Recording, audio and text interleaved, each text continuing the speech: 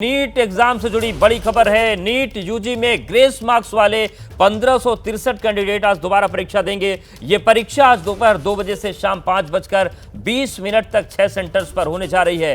तो 1563 ऐसे अभ्यर्थी थी जिनको ग्रेस मार्क्स दिए गए थे। वक्त की कमी की बात जो सामने आई थी, लेट से परीक्षा इनकी शुरू हो पाई थी। ऐसे 1563 कैंडिडेट दोबारा परीक्षा आज देंगे और आज दोपहर में 2 बजे से शाम 5:20 तक ये परीक्षा होगी और इन सभी अभ्यर्थियों का री एग्जामिनेशन हो रहा है। 5 राज्यों के 6 सेंटर्स पर यह परीक्षा आज आयोजित की जाएगी। और हमारे साथ हमारे सहयोगी सचिन जुड़ गए हैं चंडीगढ़ से, वहीं छत्तीसगढ़ के बालोद से जेपी हमारे साथ बने हुए हैं। सचिन, जिस तरीके से री एग्जामिनेशन होना है, किस तरीके की तैयारियां हैं? क्योंकि पूरा एग्जाम जिस तरीके से विवादों में जुड़ा हुआ है, धांधली के आरोप लग रहे हैं, काफी संवेदनशील पूरा ये मामला हो गया है। जी, मामला संवेदनशील है, पेपर लीक के एलिगेशंस हैं, तमाम चीज़ें हैं। पर चंडीगढ़ के जिस एग्जामिनेशन सेंटर पर मैं हूं, यहाँ पे री नीट एग्ज़ाम जो है, री नीट एग्ज़ाम 2024 जो है, ये आप देख सकते हैं तैयारियां हैं। चंडीगढ़ में सेक्टर 44 में ये निजी स्कूल है, सेंट जोसेफ स्कूल है, जहाँ पे ये 2 विद्यार्थी जो हैं, जिनके नंबर्स जो हैं यहाँ पे बाकायदा मेंशन हैं, वो आएंगे और री नीट एग्ज़ाम में अपीयर होंगे। तमाम तैयारियाँ हैं, तमाम जो स्कूल प्रबंधन है और एनटीए के अधिकारी हैं वो भी यहाँ पे मौजूद हैं और बच्चों का इंतज़ार हो रहा है। अब 1:30 तक बच्चों को जो है वो एंट्री करने की जो है वो परमिशन है, वो 1:30 तक जो है वो दाखिल हो सकते हैं एग्ज़ामिनेशन जो सेंटर है उसमें। तो तमाम तैयारियां हैं, सिक्योरिटी है, तमाम जैमर्स यहाँ लगाए गए हैं ताकि किसी तरीके का इलेक्ट्रॉनिक डिवाइसेस जो हैं वो कोई इस्तेमाल ना कर सके, अनफेयर मीन्स जो हैं उनका इस्तेमाल जो है वो एग्ज़ाम में ना हो सके। यहाँ तमाम स्कूल प्रबंधन के अधिकारी भी हैं, उनसे भी पूछ लेते हैं। जी, री नीट है, आप लोगों की क्या तैयारी है? 2 बच्चे आ रहे हैं सर। पूरी सिक्योरिटी का तो ध्यान रखा ही गया है, बाकी पूरी हमने चेकिंग वगैरह के लिए, फ्रिसिंग वगैरह के लिए बहुत सारी टीम्स अरेंज की हैं। इस गेट पर भी है, अंदर भी है, जहाँ पे बच्चे एग्जाम देंगे प्रॉपर इस फ्लोर पे, वहाँ पे भी पूरा उनके चेकिंग वगैरह का अरेंजमेंट है ताकि किसी भी किस्म की कोताही ना बरती जा सके। क्वेश्चन पेपर्स जो हैं वो पहुँच चुके हैं तमाम सिक्योरिटी के? हाँ जी, हाँ जी, बस बच्चों का इंतजार है हमें। तो बच्चों का इंतजार है, क्वेश्चन पेपर्स जो हैं एग्जामिनेशन सेंटर तक पहुंच सचिन, और समझ सकते हैं कि सेंटर पर 2 अभ्यर्थियों को आना है और जिस तरीके की तैयारियां हैं वो बताती हैं कि अब किस तरीके से फूंक कर कदम रखे जा रहे हैं। अब बालोद का भी रुख कर लेते हैं, जेपी त्रिपाठी हमारे साथ बने। जेपी, क्या तस्वीर है छत्तीसगढ़ में, किस तरीके की तैयारियां हैं? तमाम आरोपों और बवालों के बीच ये री एग्जामिनेशन हो रहा है। देखिए, नीट एग्ज़ाम में विवादों के बीच जो नीट का अभी री एग्ज़ाम होना है, तो इस वक्त मैं बालोद में हूँ। अगर छत्तीसगढ़ की बात करूँ तो छत्तीसगढ़ के दंतेवाड़ा और बालोद 2 सेंटरों को चुना गया है यहाँ पर, क्योंकि दंतेवाड़ा में भी जो है पेपर 20 से 25 मिनट लेट बटा था।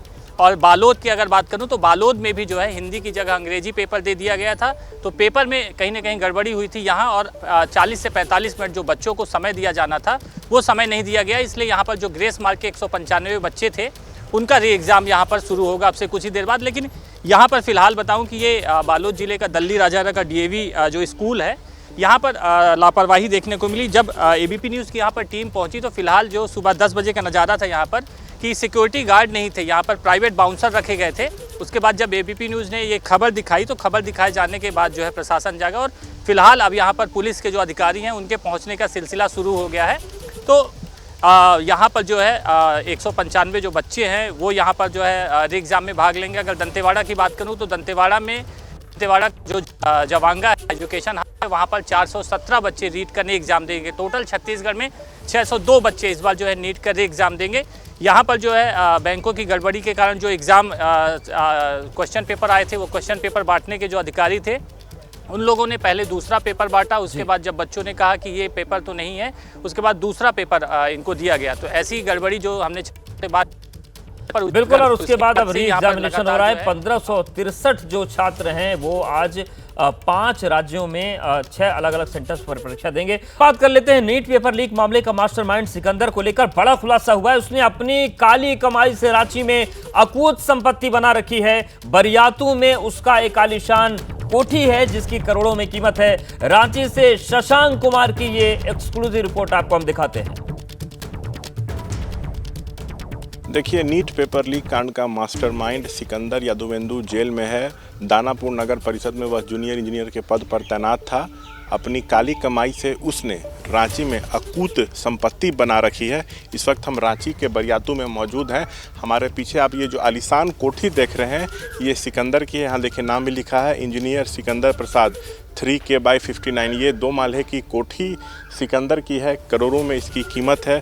ये पहले किसी और की प्रॉपर्टी हुआ करती थी। सिकंदर ने इसको खरीदा और सब कुछ तोड़कर नए सिरे से उसने यहाँ पर एक 2 माले का नया मकान उसने बनाया है। नीचे वो खुद रहता था, जब पटना से परिवार के साथ छुट्टियों में आता था तो वो नीचे रहता था। ऊपर का हिस्सा उसने जो है किराए पे दे रखा है। पटना में वो अपने परिवार के साथ RPS मोड़ पर एक अपार्टमेंट में रहता था। उसकी एक बेटी है जिसका नाम निभा है, 29 वर्ष की है, उसकी शादी हो चुकी है। बेटे का नाम हुमिया आनंद है जो 24 वर्ष का है। पत्नी का नाम मंजू है। तो सिकंदर तो नीट पेपर लीक कांड में जेल में है, लेकिन उसने अकूत संपत्ति काली कमाई से बना रखी है। उसकी तस्वीरें हम आपको दिखा रहे हैं। ये बरियातू है, काफ़ी पॉश इलाका है। आपको हम बता दें, EOU की टीम भी जो है रांची में कैंप कर रही है और झारखंड पुलिस के सहयोग से EOU जो है यहाँ पर उसकी संपत्ति का ब्यौरा खंगाल रही है। और संभव है कि आय से अधिक संपत्ति के मामले में सिकंदर पर जो है वो मुकदमा जो है दर्ज हो सकता है। एक ज़माने में सिकंदर जो है यहीं झारखंड में रहा करता था, रांची में ठेकेदारी करता था, लेकिन उसके बाद वो बिहार चला गया और दानापुर नगर निगम में जूनियर इंजीनियर बन गया था। लेकिन उसने काफ़ी पैसा कमाया है, मास्टरमाइंड है इस पूरे मामले का। सिकंदर ने अपने कबूलनामे में कहा है कि उसने जो है पेपर लीक कराया था अमित आनंद और नीतीश कुमार के साथ मिलकर। ये लोग भी परीक्षा माफिया हैं। अभ्यर्थियों से 30 से 32 लाख रुपए लिए गए थे। तो जो किंगपिन है इस मामले का सिकंदर यादवेंदु, उसकी जो आलीशान कोठी है रांची में, उसकी तस्वीर हम आपको दिखा रहे हैं। कहा जा रहा है कि ऐसे और कई मकान हैं, उसके फ्लैट्स हैं। तो एक एक कर हम सब हर जगह जाएंगे और आपको तस्वीर दिखाएंगे। यहाँ पर जो है EOU की टीम जो है बिहार की मौजूद है और उसके संपत्ति से जुड़े हर चीज़ को जो है वो खंगाल रही है। हो सकता है कि इस पर भी एक आय से अधिक संपत्ति का मामला जो है उस पर दर्ज हो जाए। तो फिलहाल मकान की जो तस्वीरें हैं बरियातू से, वो हम आपको दिखा रहे थे। कैमरा पर्सन विशाल राय के साथ Shashank Kumar, ABP news, Ranchi. NEET paper leak मामले में बड़ी खबर आ रही है। बिहार से झारखंड के देवघर से हिरासत में लिए गए 6 आरोपियों से पूछताछ पूरी हो गई। सभी आरोपियों से करीब 18 घंटे तक पूछताछ हुई, जिसमें पूछताछ में आर्थिक अपराध इकाई को काफी इनपुट्स मिले हैं। तो बड़ी खबर यह है कि देवघर से जो 6 आरोपी गिरफ्तार किए गए थे, उनसे लंबी पूछताछ हुई, करीब 18 घंटे तक पूछताछ हुई है। और इस पूछताछ में आर्थिक अपराध इकाई को काफी इनपुट मिले हैं। पूछताछ पूरी हो गई है और कई महत्वपूर्ण बिंदु मिले हैं जो इस केस की जांच को आगे बढ़ाने में मददगार साबित होंगे। आर्यन हमारे साथ जुड़ गए। आर्यन, क्या जानकारी मिल रही है इस पूरी खबर को लेकर, इस पूछताछ को लेकर? देखिए, लगभग 18 घंटे से ज्यादा का वक्त हो गया और जो पूछताछ है वो अब खत्म हो गई है। जो EOU दफ्तर है वहाँ ADG हसनैन नैयर खान अभी पहुंचे हैं और इसके साथ ही अब आगे की जो प्रक्रिया है वो की जाएगी। जो 6 आरोपी गिरफ्तार हुए थे देवघर से, उन्हें अब जेल भेजने की जो तैयारी है वो की जा रही है। बहरहाल जो पेशी है उनकी अब न्यायालय में की जाएगी। इसके आगे क्या आदेश जज देता है ये देखना दिलचस्प होगा। बहरहाल लगातार 8 घंटे से ये जो पूछताछ थी उस पर हर किसी की निगाहें टिकी थी। कई महत्वपूर्ण जो इनपुट है इस पूछताछ के दौरान EOU टीम को हाथ लगी है और अब जब हसनैन नैयर खान पहुंचे हैं तो आगे की जो प्रक्रिया है वो पूरी करने की तैयारी में EOU लगी हुई है।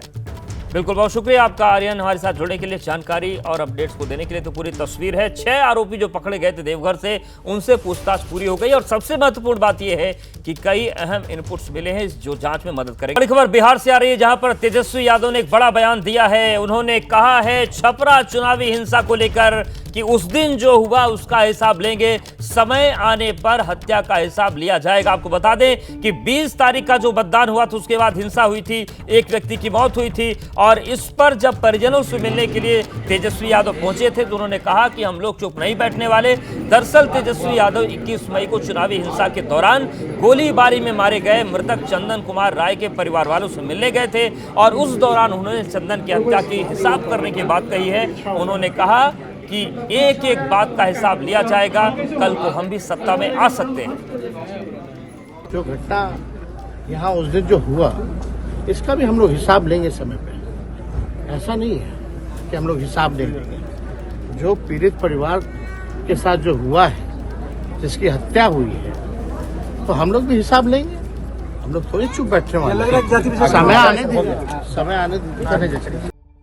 तो देखिए, तेजस्वी यादव कह रहे हैं कि हम समय आने पर हिसाब लेंगे। ये चंदन जो राय हैं उनके परिवार से मिलने के लिए तेजस्वी यादव पहुंचे थे। 21 तारीख को छपरा में जो हिंसा हुई थी चुनाव के बाद, उसको लेकर परिजनों से मुलाकात के बाद तेजस्वी ने कहा कि हत्या का हिसाब लिया जाएगा, हम इस चीज़ को भूले नहीं हैं और इसका हिसाब करेंगे। अब सवाल ये उठ रहा है कि किस तरीके के हिसाब की बात तेजस्वी यादव कह रहे हैं, और जिस तरीके से पूरी बयानबाजी हो रही, जिस तरीके से पूरा मामला बड़ा हुआ था, उसको लेकर अब जब तेजस्वी यादव मृतक के परिजनों से मिलने पहुंचे तो उन्होंने कहा कि हम लोग चुप नहीं बैठने वाले हैं, और आगे उन्होंने कह दिया कि इस चीज़ का हिसाब लिया जाएगा। तो निश्चित तौर से तेजस्वी यादव ने जो बयान दिया है उस पर अब सियासी प्रतिक्रियाएं भी आएंगी, और हमारे साथ हमारे सहयोगी प्रकाश जुड़ गए। प्रकाश, तेजस्वी यादव कह रहे हैं कि जो छपरा में हिंसा हुई उसका हम हिसाब लेंगे, ये किस तरीके के हिसाब की बात हो रही है? देखिए, ये जो भाषा है ये साफ दिखता है कि दोधारी भाषा है। ये जानबूझकर इस्तेमाल किया गया है कि अगर कभी किसी ने बवाल मचाया तो कह देंगे हिसाब लेने से मतलब चुनाव में हिसाब लेंगे, हरा देंगे, इनकी सरकार गिरा देंगे। लेकिन दरअसल ये भाषा का इस्तेमाल करने में पारंगत रहे हैं लालू यादव, जो तेजस्वी के पिता है। वो देशी भाषा में इस तरह से बात बोल जाते थे ताकि समर्थकों में और जो उनके कार्यकर्ता हैं उनमें जोश भी रहे और संदेश भी ये चले जाए कि हम कमजोर नहीं हैं, हम इसका बदला जरूर लेंगे। तो उस लिहाज से ये दिया गया है। लेकिन बीजेपी की कड़ी प्रतिक्रिया आई है और बीजेपी नेताओं का कहना है कि इस तरह की भाषा का इस्तेमाल अपराधी को संरक्षण देने वाले लोग ही करते हैं। तो ऐसे में इस तरह के बयान जो है वो तूल पकड़ने लगते हैं, खासतौर से जब चुनाव का वक्त आता है तो ऐसे बयानों का इस्तेमाल किया जाता है। पर तेजस्वी ने जो बयान दिए हैं वो दोधारी बयान है और इससे दो तरफा राजनीति कर रहे हैं। तो प्रकाश जी, क्या माना जाए कि ये जो बयान तेजस्वी यादव ने दे दिया, इसके बाद बिहार की राजनीति नीट के साथ ही साथ अब इस मामले पर भी एक बार गरमा सकती है?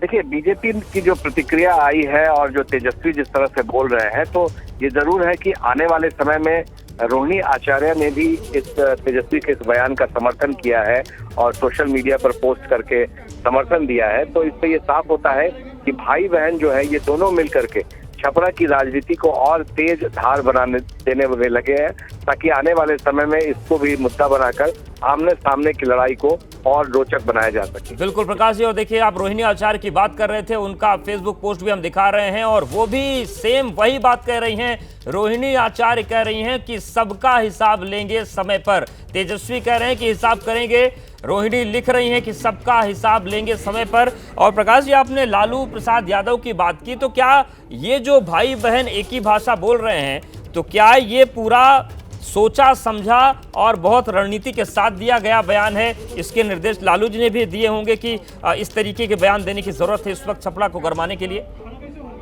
इसकी अगर आप देखें तो पीछे जाएं थोड़ा, जब बिहार में लोकसभा चुनाव हो रहे थे देश भर में, तो सारण चुनाव क्षेत्र में काफी हंगामा हुआ था। एक बूथ पर रोहिणी आचार्य और बीजेपी के समर्थकों के बीच में जबरदस्त झड़प देखी गई थी, दूर से ही सही, लेकिन बाद में ये खूनी संघर्ष में बदल गया और 2 लोगों की मौत हो गई थी। इसको लेकर के उस वक्त तो तेजस्वी नहीं गए थे छपरा, लेकिन जब अब गए हैं तो जोश भरने के लिए ही सही ऐसी भाषा का इस्तेमाल करके विवाद भी खड़ी कर रहे हैं और साथ ही अपने समर्थकों को ये संदेश दे रहे हैं कि आगे इस लड़ाई को भी बढ़ाएंगे। बड़ी खबर लखनऊ से है, जहां पर बीजेपी प्रवक्ता राकेश त्रिपाठी ने बड़ा आरोप लगाया है। लखनऊ पुलिस पर बदसलूकी का आरोप लगाया गया है। परिचय देने के नाम पर बदसलूकी का आरोप उन्होंने लगाया। उनका कहना है कि समीक्षा बैठक में बदसलूकी की गई, शिकायत की गई है और बीजेपी महासचिव राधा मोहन दास ने संज्ञान में लिया है। उन्होंने कहा कि समीक्षा बैठक में बदसलूकी की शिकायत की गई, बीजेपी महासचिव राधा मोहन दास ने संज्ञान में लिया है। डीजीपी और होम सेक्रेटरी को संज्ञान लेने को कहा गया है। तो यूपी बीजेपी प्रवक्ता राकेश त्रिपाठी ने दावा किया है कि लखनऊ के शहीद पथ पर कल देर शाम लखनऊ पुलिस की कुछ लोगों ने उनकी गाड़ी रोकी और परिचय देने के बाद बदसलूकी की। उस वक्त तो अपने परिवार के साथ श्रीनगर से लौट रहे थे। बड़ी बात यह है कि बीजेपी की हार की समीक्षा बैठक में भी अधिकारियों की इसी बदसलूकी की शिकायत की गई है। बीजेपी प्रवक्ता राकेश त्रिपाठी के साथ घटना ने तूल पकड़ लिया है। बीजेपी के राष्ट्रीय महासचिव राधा मोहन दास अग्रवाल ने यूपी के डीजीपी और होम सेक्रेटरी को घटना का संज्ञान लेने के लिए ट्वीट किया है। अभिषेक उपाध्याय हमारे साथ जुड़ गए। अभिषेक, ये अयोध्या से लेकर लखनऊ तक क्या हो रहा है इस वक्त? बिल्कुल अवधेश, देखिए ये बड़ा सवाल है जो आपने सवाल उठाया है। यही सवाल हर तरफ पूछा जा रहा है कि आखिर ये क्या हो रहा है। राकेश त्रिपाठी के साथ जो घटना घटी उसकी मैं आपको जानकारी दे दूं। वो श्रीनगर अपने परिवार के साथ गए थे। जब वो लौटे कल शाम को एयरपोर्ट से, वो जा रहे थे अपने घर की ओर और वहीं शहीद पथ पर उनको वहां पर पुलिस ने रोका। ट्रैफिक पुलिस के इंस्पेक्टर और सिपाही थे और चेकिंग के नाम पर उनका कहना है कि बदसलूकी की, वो भी तब जो अपने परिवार अपनी पत्नी के साथ थे। परिचय देने पर यहां तक कहा कि रंगबाजी गायब कर देंगे तुम्हारी। ये शब्द जो एग्जैक्टली वाक्य हम बता रहे हैं, जो वाक्य का प्रयोग किया गया। और उसके अलावा पूरी गाड़ी की छानबीन करने के बाद जब कुछ नहीं मिला, जानकारी इस बात की है, तब भी धमकी भरे अंदाज में बात की, बदसलूकी की और उसके बाद किसी तरह से राकेश त्रिपाठी वहां से निकले और उन्होंने बड़ी बात यह अवधेश की अपनी पार्टी का झंडा उतार लिया है अपनी गाड़ी से। और उनका कहना है जब तक कोई एक्शन नहीं होता है मैं अपनी गाड़ी पर अब बीजेपी का झंडा नहीं लगाऊंगा। तो ये मामला काफी तूल पकड़ता जा रहा है। राधा मोहन दास अग्रवाल जो राष्ट्रीय महासचिव हैं, उन्होंने भी इसका संज्ञान लेकर के डीजीपी को कहा है कि डीजीपी इस मामले में कार्रवाई करें और पर्सनल सेक्रेटरी होम को भी उन्होंने टैग किया है। बिल्कुल अभिषेक, तो बहुत शुक्रिया आपका जानकारी और अपडेट्स को देने के लिए। तो ये बड़ी तस्वीर है। हालांकि संज्ञान लेने की बात कही जा रही है, लेकिन राकेश त्रिपाठी ने अपनी गाड़ी से झंडा उतार लिया है व्यथित होकर कि बीजेपी का मैं कार्यकर्ता हूं, प्रवक्ता हूं, लेकिन इस तरीके से बदतमीजी बिना बात के पुलिस कर रही है।